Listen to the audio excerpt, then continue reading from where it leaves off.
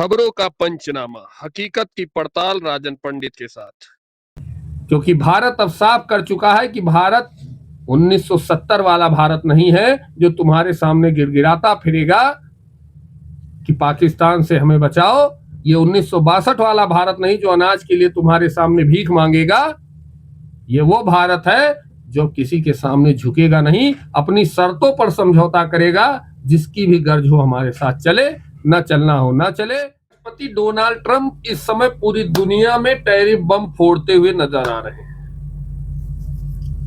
वो लगभग हर देश पर अपना टैरिफ बम दाग रहे हैं। इसी सीरीज में कल उन्होंने भारत पर भी 25% एक्स्ट्रा टैरिफ लगाते हुए टोटल 50% टैरिफ लगाने का ऐलान कर दिया, जिसमें से 25% टैरिफ 7 अगस्त से चालू होना था और 25% एक्स्ट्रा टैरिफ 27 अगस्त से लागू होगा। इस पर उन्होंने दस्तखत कर दिया।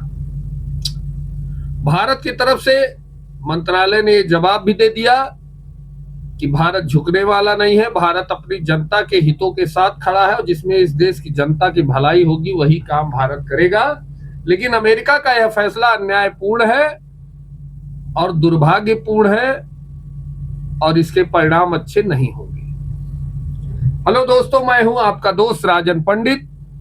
अमेरिका द्वारा लगाए गए 50% टैरिफ का रीजन क्या है, इसके परिणाम क्या होने वाले हैं, दुनिया पर इसका असर क्या पड़ेगा, इन सभी बातों पर आज हम चर्चा करने वाले हैं।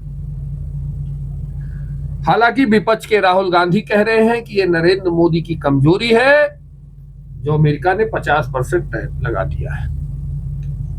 लेकिन बात शुरू करने से पहले एक बात मैं आपको बता देना चाहता हूं। आज से कुछ समय पहले अमेरिका ने चीन के ऊपर 141% टैरिफ लगा दिया था और उसको यह अंदाजा था कि चीन झुक जाएगा, लेकिन चीन झुका नहीं और उसने पलटकर 125% टैरिफ अमेरिका के ऊपर लगा दिया और अपने सामानों की सप्लाई भी बहुत हद तक अमेरिका में कम कर दी, जिसके फलस्वरूप ट्रंप चाचा को झुकना पड़ा और उन्होंने यू टर्न मार दिया और फिर बैठकर सुलह समझौता करके 30% टैक्स पर बातचीत तय कर ली।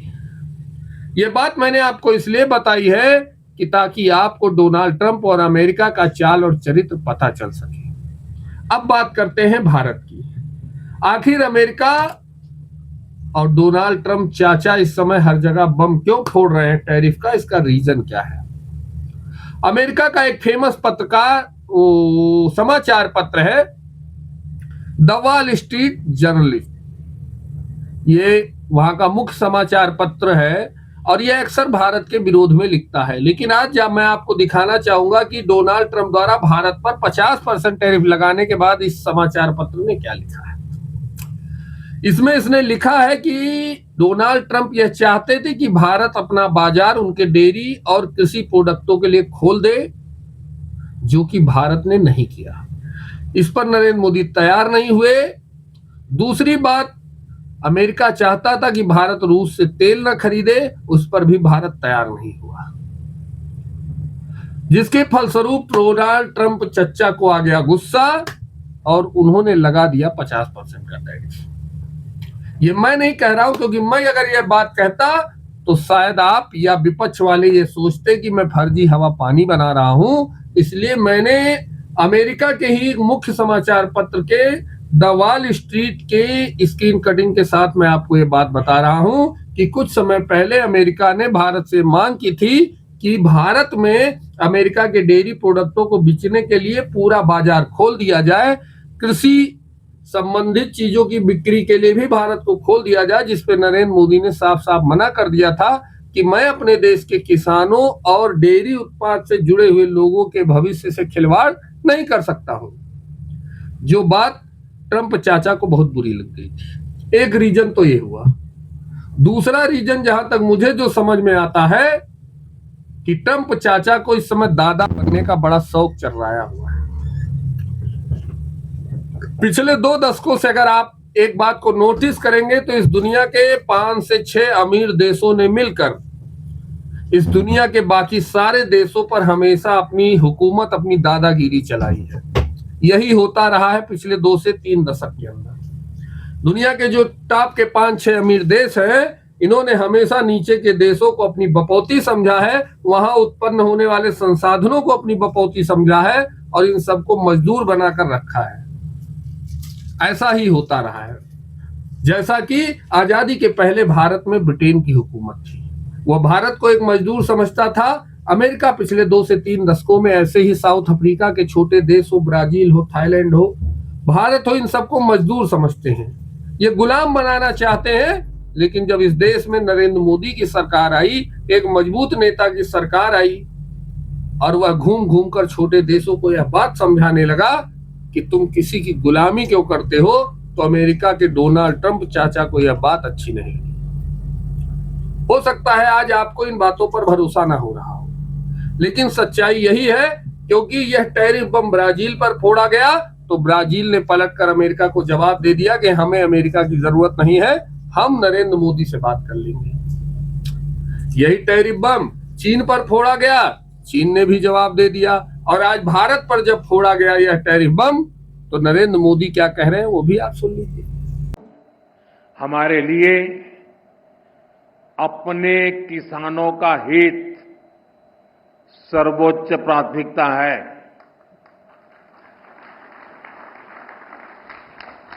भारत अपने किसानों के, पशुपालकों के और मछुआरे भाई बहनों के हितों के साथ कभी भी समझौता नहीं करेगा।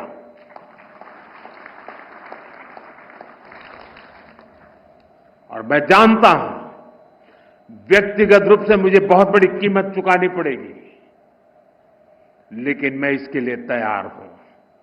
मेरे देश के किसानों के लिए, मेरे देश के मछुआरों के लिए, मेरे देश के पशुपालकों के लिए आज भारत तैयार है।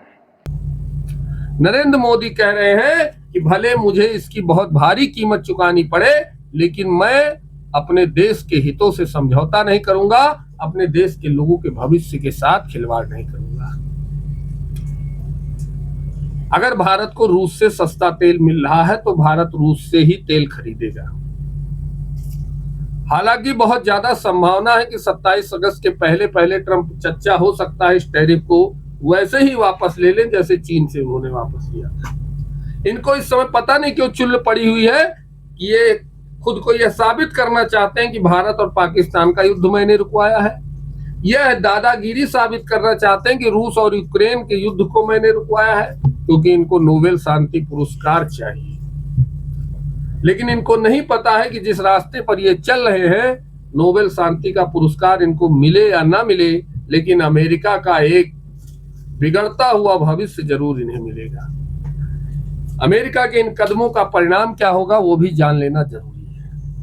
आज अमेरिका जिस तरह से संपूर्ण विश्व में अपनी दादागिरी दिखा रहा है, तो कहीं ना कहीं यूरोपीय देशों के खिलाफ, यूरोपीय संघ के खिलाफ एक समूह खड़ा हो रहा है, जिसमें दुनिया के छोटे छोटे देशों के साथ 3 ऐसी महाशक्तियां खड़ी होने वाली हैं जो अमेरिका की दादागिरी को एकदम जमीन पर ला देंगी, उसकी अर्थव्यवस्था को ध्वस्त कर देंगी।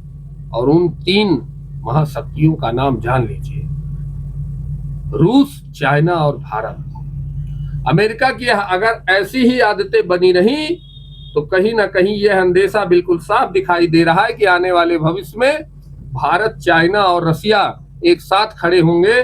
और जिस दिन यह हो गया, जिस दिन यह समझौता हो गया कि भारत, रसिया और चाइना एक साथ इस विश्व के मंच पर आएंगे, उस दिन अमेरिका की दादागिरी और उसकी अर्थव्यवस्था की ऐसी की तैसी हो जाएगी। यह बात किसी से छुपी नहीं है, क्योंकि फिर दुनिया के किसी भी देश को अमेरिका की जरूरत नहीं रह जाएगी। अमेरिका को चीन से भी दिक्कत है, रसिया से भी दिक्कत है और आज भारत से भी दिक्कत हो गई है। इसका परिणाम कहीं ऐसा ना हो कि भारत चीन से अपनी पुरानी सारी मनमुटाव को भुलाते हुए आपस में दोस्ती का हाथ बढ़ा ले, और रसिया तो पहले से ही भारत के साथ है, चाइना के भी साथ है। फिर इस दुनिया को एक नई इकोनॉमी, एक नई ताकत मिलने लगे, जिसे हम ब्रिक्स कहते हैं, भारत, चाइना और रसिया। इसलिए ट्रंप चच्चा होश में आ जाओ, अभी भी तुम्हारे पास समय है। संपूर्ण विषयों पर आपकी राय क्या है भारतवासियों, हमें कमेंट करके जरूर बताएं। आपकी राय हमारे लिए महत्वपूर्ण है और आपका एक लाइक और एक सब्सक्राइब भी हमारे लिए बहुत ही महत्वपूर्ण है। जय श्री राम, जय हिंद, वंदे मातरम।